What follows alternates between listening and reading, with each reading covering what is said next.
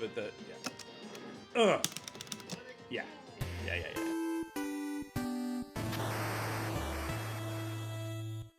Welcome back to another Unc Talks.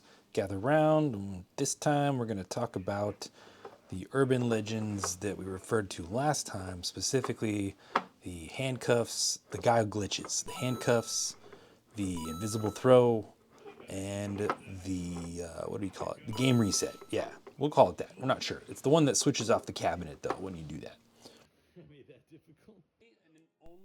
First up, we have the handcuffs move. This is where Guile does a stand-up sonic kick where you hold down, you charge down, and then you press up, the strong punch button, and then the forward kick button.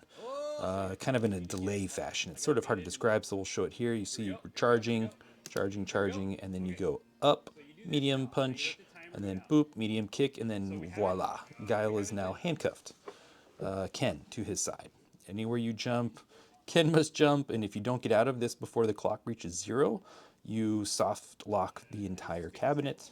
You need to pay everyone off who lost their quarters, or you'll probably end up in some sort of dispute of some nature.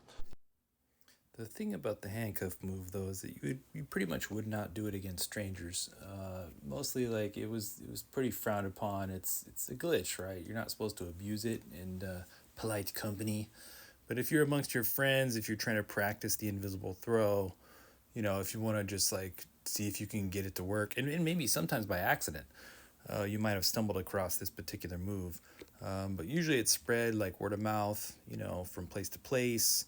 So maybe if one person knew it at your local spot, then if he visited some other spot, he might tell some other people, or maybe they already knew it or whatever. But the word would travel pretty fast, but it would be, all word of mouth spread, no internet or anything like that.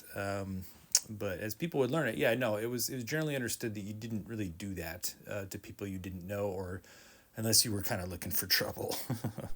Next up on our list is the invisible throw. That's what you do to get out of the handcuffs, incidentally. And it's like a sonic boom, but you press the roundhouse and fierce buttons. In the range, I would say, is approximately Dalsim throw range. Might even be Zangief 360 range. Most broken part is that you can chain it with combos. Unlike the handcuffs, though, interestingly enough, invisible throws would sometimes go outside your friend circle, and you could do it on. They would get mad, but you could do it here and there because a lot of people had never seen it, so they didn't know what had even happened, and you could act surprised or whatever.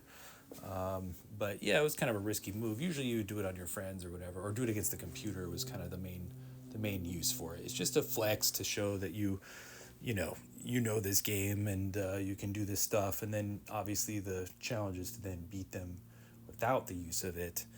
But yeah, if you ever did it, you're kind of asking for trouble if you do that in company you don't know already at your spot. But it is a really fun thing to know about, and to just the fact that they ended up fixing it is actually pretty good of them. All right, last but not least, we have to show the Guile switch off move. It's a stand-up sonic kick with the fierce and roundhouse, or the heavy and heavy punch into heavy kick. So yeah, if you're losing, like I am right now, boom. You wait for them to get into range and you do a stand-up sonic kick with the fierce and the roundhouse, and then you claim that you didn't know that would turn off the cabinet. And then hopefully you don't get beat up or you don't owe somebody quarters. But yeah, disagreements would occur.